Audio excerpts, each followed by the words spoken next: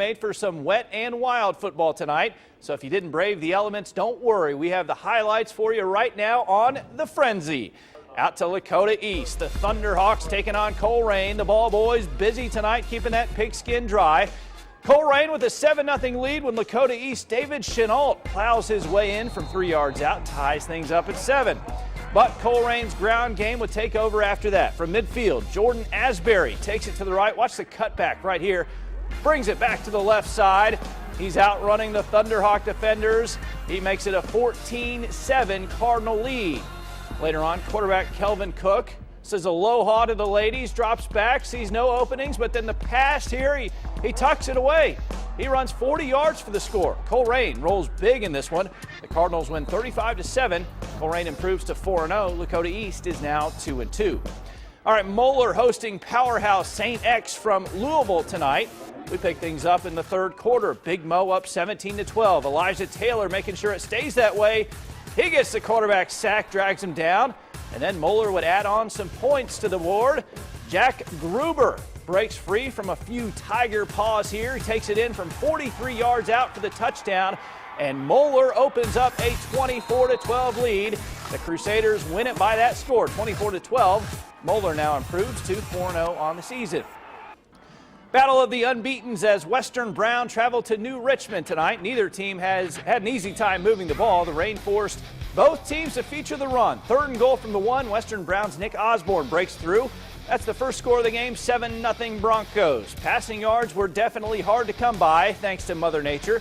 Devin Wood learned that the hard way, trying to find his receiver, but instead he finds New Richmond's Jimmy Snyder, returns it back to the 20. But the Lions would come up empty on the drive. Not a lot of offense on this rainy night. It was 7-3 at the half, and then Western Brown would win it by the final of 20-17, and they stay unbeaten. Well, rain coming down out at Withrow High School tonight. The Tigers hosting Taft. Withrow already up by a touchdown when big DeShannon Oates comes off the left edge unblocked, gets the sack on 3rd and long right there. That's still raining out there. Next possession for Withrow. Stanley Williams takes the handoff, breaks through. The sophomore gets in for the score. Withrow goes up by 2 scores. They win it big, 44-6. All right, the cheerleaders also dealing with the rain. Campbell County taking on the action here. Quarterback Avery Wood hits Josh Carroll. He is forced out of bounds. And then the very next play, taking on Connor, Brandon Morris goes 42 yards for the score, and the Camels rumble to a 6-0 lead. But Connor would make the comeback. Drew Barker, this is an interesting play. I want you to pay close attention. He loses the ball in the pass, picks it up, and then he's going to hit Ryan Romey. That's a nice play right there. Thinking on his feet. Connor holds off Campbell County 13-12, a tight one. The Cougars are now 3-1 on the season. All right, Cooper at Simon Kenton, the Jaguars color guard, having a good time despite the wet weather. Simon Kenton's Barry Deaton bounces off a tackle, gets in for the Pioneer score. 13-6, Simon Kenton on top. All right, this time Will Ludwig back to pass, being cheered on. He's back to pass for Cooper. And Austin Kelly is there, though, to break it up. Some nice defense. Cooper not able to get much going on offense. Simon Kenton doing some work on the ground. Dylan Powell takes it 53 yards. He doesn't quite get in, but the Pioneers beat up on Cooper. Your final 36-6. All right, out to UC Shakely Center where Purcell Marion hosted Chaminade Julienne out of Dayton. Good night for an umbrella. Scoreless after 1. Pick things up in the second. Cavalier quarterback Mikkel Jones hands off to Devontae Matthews for a 20-yard gain into Eagle territory.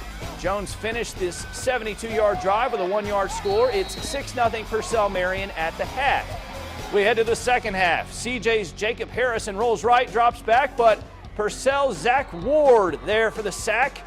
The Cavaliers win it 12-9. They improve to 3-1, a huge win over the previously undefeated CJ Eagles. All right, Roger Bacon hosting Alter tonight. Both teams scoreless to start the second half. We pick things up in the third quarter.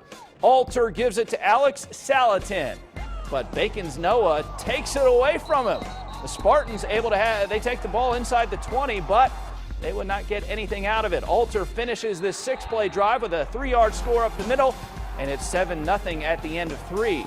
Later on, Roger Bacon punting out of the back of their end zone. Watch out! He sends that one out. Craig Howe blocks it. The Knights get the safety, and they beat Bacon by the final score of 9-0. All right, let's take a look at some other scores from around the area. You can see Batavia beats Amelia by 21-20.